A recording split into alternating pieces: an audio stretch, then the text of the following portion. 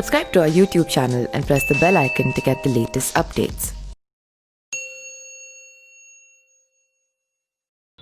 मानव संसाधन विकास मंत्री रमेश पोखरियाल निशंक यानी कि एचआरडी मिनिस्टर रमेश पोखरियाल ने शुक्रवार को घोषणा की कि विभिन्न बोर्ड द्वारा 12वीं कक्षा की परीक्षा को आंशिक रूप से रद्द करने का मद्देनजर इस वर्ष भारतीय प्रौद्योगिकी संस्थान आईआईटी ने प्रवेश मानदंडों में छूट देने का निर्णय किया है।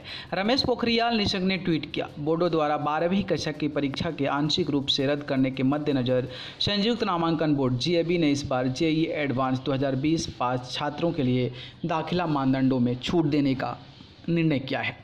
निशंक ने कहा है कि ऐसे पात्र उम्मीदवार जिन्होंने 12वीं कक्षा की परीक्षा पास की है वे दाखिला लेने के पात्र होंगे और उन्हें मिले अंकों से कोई फर्क नहीं पड़ेगा। निशंक ने कहा कि आईआईटी में दाखिले के लिए जेईई एडवांस में पास होने के अलावा 12वीं बोर्ड की परीक्षा में न्यूनतम 75% अंक प्राप्त करना होगा अथवा पात्रता परीक्षा में शीर्ष 20 परसेंटाइल में स्थान बनाने का पात्रता होती है।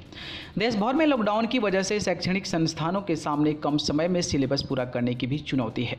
ऐसे में सीबीएसई, आईसीएसई और गुजरात बोर्ड, उत्तर प्रदेश बोर्ड और अगर हम बात करें हरियाणा बोर्ड से सिलेबस में कटौती की खबरें सामने आ चुकी है। सीबीएसई ने 2020-21 सेशन में कक्षा 9वीं से 12वीं तक के सिलेबस को कम करने का फैसला लिया है।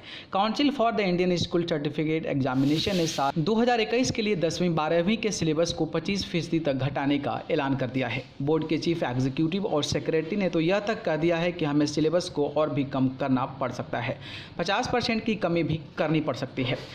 सीबीएसई समेत तमाम बोर्ड की तरफ से सिलेबस में कटौती के फैसले के बाद से ही इसके आधार पर होने वाली मुख्य प्रवेश परीक्षाओं यानी कि जेईई और नीट की तैयारी को लेकर काफ़ी सवाल उठाए जा रहे हैं। ऐसे में सवाल उठ रहा है कि क्या इन प्रवेश परीक्षाओं के सिलेबस में भी बदलाव होगा।